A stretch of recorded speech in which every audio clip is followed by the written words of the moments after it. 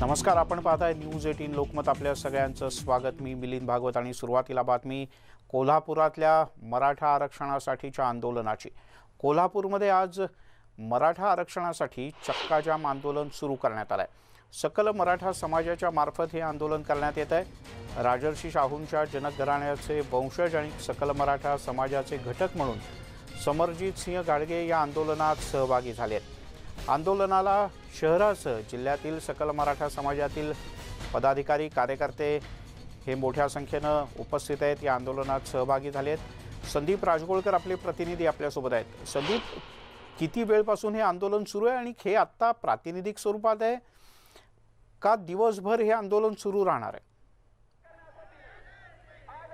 एकतर 2 ते 2.5 तास हे आंदोलन चालणार आहे. छत्रपती महाराणी ताराराणी या करवीरच्या संस्थापिका आहेत आणि त्यांच्या पुतळ्याच्या शेजारीच म्हणजे महाराणी ताराराणी चौकामध्ये मिलिंद हे आंदोलन सुरू झालेलं आहे. या आंदोलनामध्ये हा बाल शिवाजी सहभागी झालेला आहे. आपण पाहतो शिवाजी महाराजांचं ड्रेस परिधान करून हातामध्ये त्याच्या तलवार देखील आहे आणि हा गोंडस मुलगा या आंदोलनामध्ये सहभागी झालेला आहे.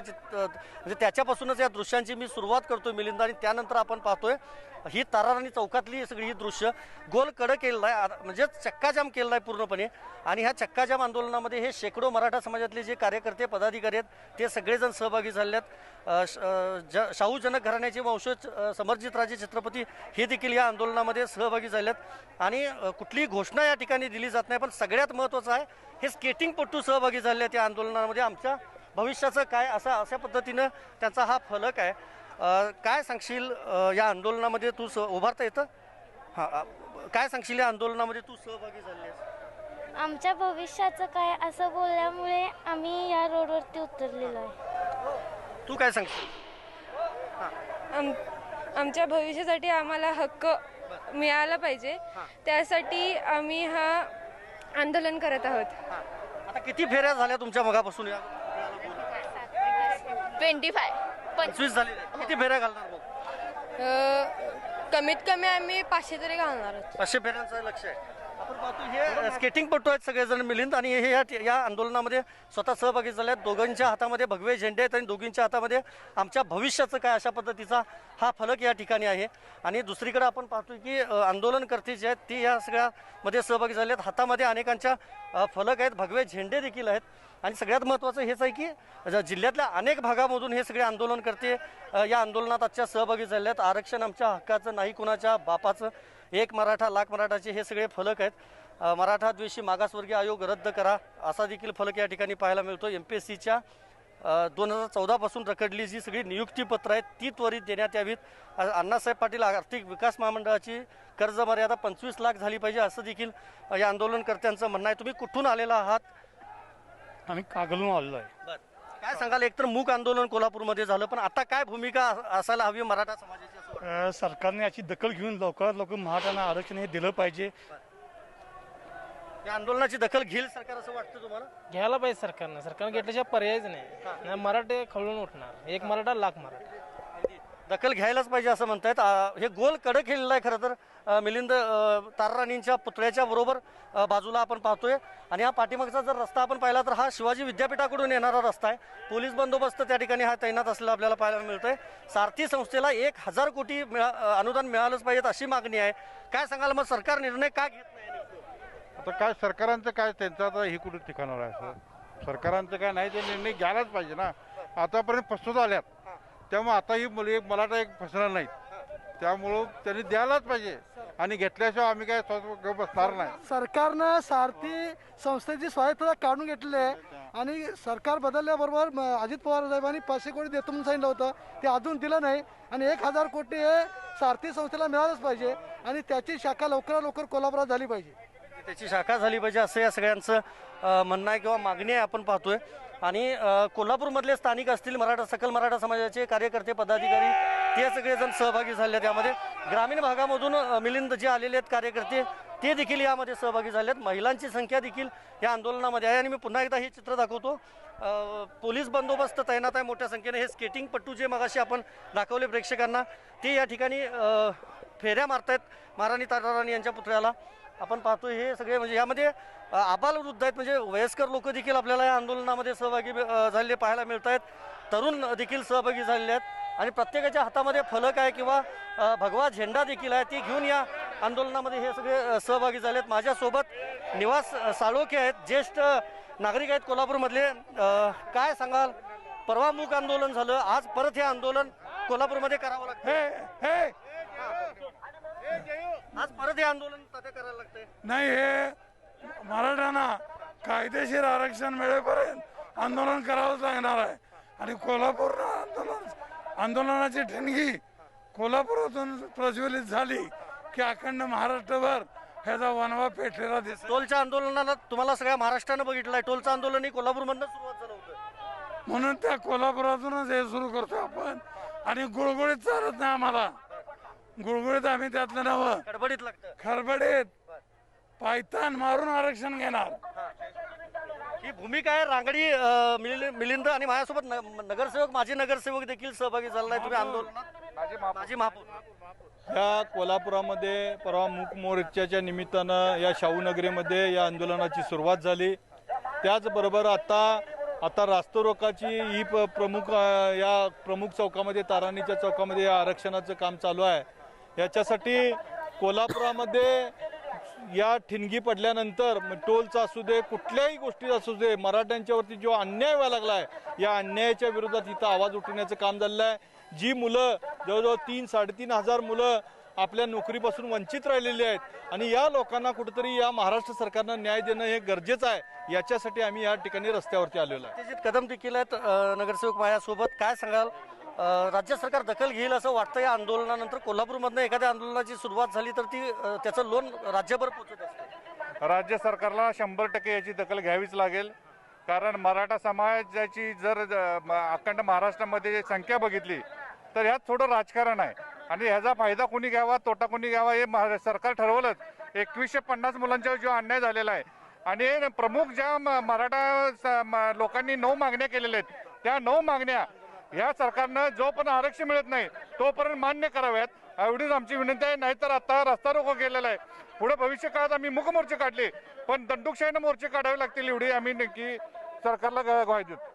की हा म्हणजे कोल्हापुरी भाषेत हे त्यांनी प्रत्युत्तर दिलं. माझ्यासोबत जयेश कदम आहेत मिलिंद, ज्यांनी मराठा क्रांती मोर्चा कोल्हापूरमधला यशस्वी करून दाखवला होता. शांततेत मोर्चा निघाला होता, तुम्ही स्वतः त्याचं नियोजन केलं होतं. मूक मोर्चा झाला म्हणजे मूक आंदोलन झालं संभाजीराजे छत्रपती यांच्या नेतृत्वाखाली, पण आज परत एकदा रस्त्यावर उतरावं लागतंय. काय सांगा?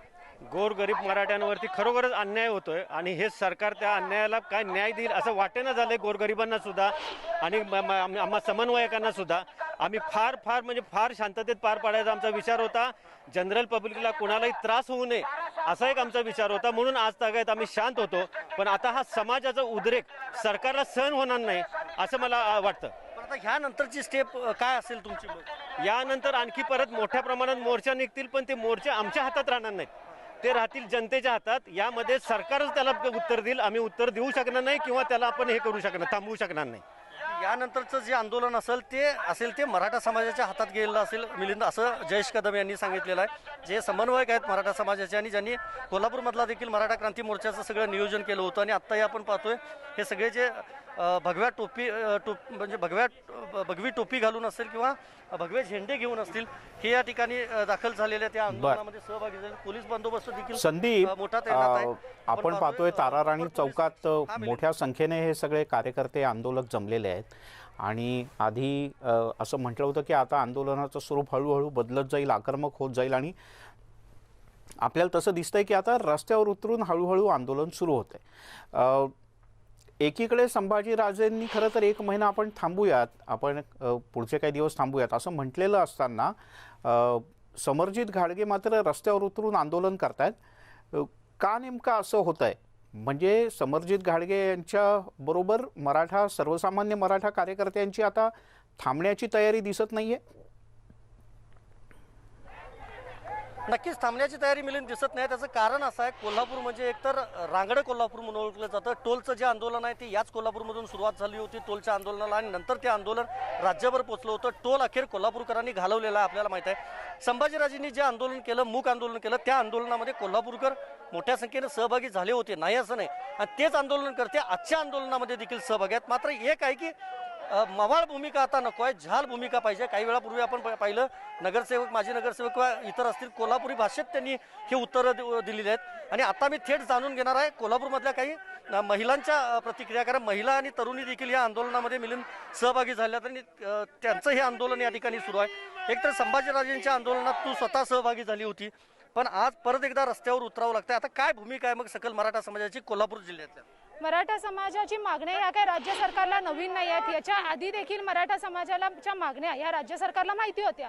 एवढे मोठे 58 मोर्चे निघाले होते, मागण्या स्पष्ट होत्या, तरी पण सरकारनं भूमिका घ्यायची सोडून मुदत मागतायत. म्हणजेच काय, त्यांची देण्याची आरक्षण त्यांची इच्छा नाही आहे, कुठं तर वेळ ढकलूपणा चाललाय. आम्हाला जोपर्यंत न्याय मिळत नाही, आरक्षण मिळत नाही, तोपर्यंत हा लढा सुरूच राहणार.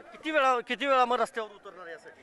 जोपर्यंत आरक्षणाचा निर्णय लागत नाही तोपर्यंत मराठा समाज हा रस्त्यावरची लढाई करणार. तुम्ही काय सांगाल? मराठा आरक्षणाचा लढा गेली बरेच वर्ष असा चालू आहे. बराच संघर्ष आमच्या मागच्या पिढ्यांनी केलेला आहे, आमच्या आजोबांनी केलेला आहे, वडिलांनी केलेला आहे. आता आमची देखील पिढी या आंदोलनात उतरलेली आहे. यावरून सरकारचं किती यावर लक्ष आहे हे कळत नाही. मराठ्यांना आरक्षण हे मिळालंच पाहिजे आणि आता हे ओबीसीतूनच आरक्षण मिळालं पाहिजे, कारण ओबीसीतनं आरक्षण मिळाला, मराठा समाज हा पात्र आहे, त्यामुळे मराठा समाजाला ओबीसीतून आरक्षण मिळालंच पाहिजे. हीच आमची. तुम्ही सांगा, ओबीसी समाज म्हणतो की त्यांना फटका बसेल मग या जर मराठा समाजाला आरक्षण? कसं आहे, ओबीसी समाज असं नाही की जेव्हा ओबीसी समाज केला गेलाय तेव्हा सांगितलं गेलं की दर 10 वर्षांना ओबीसीची जनगणना होणार आणि त्यात जे पात्र नसणार तो समाज जाणार आणि ज्यांना आरक्षणाचा खरंच लाभ आहे तो समाज ऍड केला जाणार. आता खरंच मराठा समाजाला गरज आहे, म्हणून आमची मागणी आहे की आमचा मराठा समाजाला ओबीसी मधूनच आरक्षण मिळेल. आमच्या एमपीसीच्या विद्यार्थ्यांचा खूप मोठा प्रश्न आहे. अजून 2145 विद्यार्थ्यांच्या नियुक्त्या तटल्या गेल्यात, त्यामुळे आमची मागणी आहे की आम्हाला ओबीसी. आपण पाहिली मराठा समाजातल्या कार्यकर्त्यांची, आपण पाहतोय दुसरीकडं आंदोलनकर्ते अजूनही हे कडं जे केलं ते आहेतच. आणि या ठिकाणी आता हा जो ध्वज आहे, हा ध्वजारोहण या ठिकाणी या चौकामध्ये केलं जाईल. मिलिंद, आता आपण पाहतोय छत्रपती ताराराणींचा हा पुतळा आहे आणि त्या पुतळ्याच्या शेजारीच हा भगवा ध्वज असतो या ठिकाणी. आणि तो ध्वज त्या ठिकाणी दुसरा ध्वज आता उभा केला जातोय. ही थेट दृश्य आपण पाहतोय कोल्हापूरमधल्या ताराराणी चौकातली. आणि हा ध्वज या ठिकाणी पुन्हा आता उभा केला जाणार आहे. फाउंडर ऑफ करवीर म्हणून छत्रपती ताराराणी यांना ओळखलं जातं. खरं आहे. त्यांच्या पुतळ्याजवळच हा ध्वज या ठिकाणी तयार केला जातो. कोल्हापूर आणि ताराराणी म्हणजे तू म्हणालास त्याप्रमाणे की ज्यांनी कोल्हापूर नगरी त्या अर्थानं जन्माला घातली किंवा वसवली आणि इथे एक भगवा ध्वज फडकवला जाणं आणि तोही इतक्या मोठ्या संख्येनं मराठा समाजाचे कार्यकर्ते असताना फडकवलं जाणं ही वेगळीच गोष्ट आहे.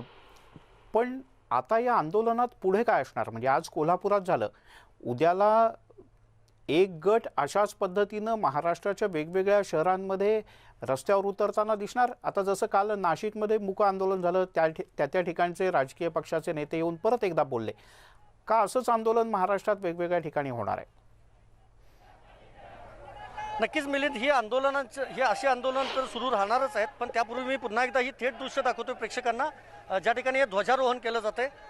शाहू जनक घराण्यातील वंशज राजे समरजित सिंह घाटगे यांच्या हस्ते हे ध्वजारोहण आता पार पडतंय. आपण पाहतो या ठिकाणी इतर आंदोलनकर्ते मात्र आंदोलनस्थळी थांबलेले आहेत. पण समरजित सिंह घाटगे आणि त्यांच्यासोबत इतर जे समन्वयक आहेत ते या ठिकाणी दाखल झाले आहेत. आणि हे ध्वजारोहण या ठिकाणी केलं जातंय. भगवा ध्वज आपण पाहतोय महाराणी ताराराणी यांच्या पुतळ्याजवळचा हा आहे आणि हे ध्वजारोहण या ठिकाणी करण्यात आलेलं आहे. आणि मिलिंद, आपला जो प्रश्न होता तो प्रश्न मी काही आंदोलनकर्त्यांना विचारणारच आहे, पण मुद्दा हाच आहे की संभाजीराजे छत्रपती यांनी जे मूक आंदोलन आहे ते 1 महिन्यासाठी स्थगित केलेलं आहे. पण त्यानंतर माझ्या गाठीभेटी दौरे सुरू राहतील असं देखील संभाजीराजेंनी स्पष्ट केलं होतं. सगळ्यात महत्त्वाचं हेच आहे की पुणे ते मंत्रालय हा जो लॉंग मार्च आहे, हा लॉंग मार्च काढण्यावर मराठा समाजातील समन्वयक ठाम आहेत. अजूनही अनेकांनी त्याची मागणी देखील केली आहे. मात्र आत्ता जो सरकारनं 21 दिवसांचा जो कालावधी मागितला आहे तो कालावधी लक्षात घेऊन खरं तर संभाजीराजेंनी ही मुदत सरकारला दिली आहे. आपण पाहतो यांनी चक्काजाम आंदोलनामध्ये हे ठाण मांडलेलं आहे आंदोलनकर्त्यांनी. हातामध्ये हे सगळे फलक आहेत. पंजाबराव देशमुख मराठा हॉस्टेल प्रत्येक तालुक्यात झालं पाहिजे ही त्यांची मागणी आहे. त्याचबरोबर सारथी संस्थेला 1000 कोटी मिळाले पाहिजे ही देखील त्यांची मागणी. आणि या सगळ्या मागण्या घेऊन हे सगळे जे सकल मराठा समाजातले कार्यकर्ते आहेत हे या ठिकाणी दाखल झाले आहेत. काही वेळानंतर आपण समरजित सिंह घाटगे यांची देखील प्रतिक्रिया मिळून जाणून घेणारच आहोत. ध्वजारोहण सध्या आता झालेलं आहे या ठिकाणी आणि त्यानंतर या आंदोलनाचं पुढचं स्वरूप काय असेल हे समरजित सिंह घाटगे यांच्याकडून आपण जाणून घेणारच आहोत. मिलिंद. संदीप, ती दृश्य आपण महाराष्ट्रात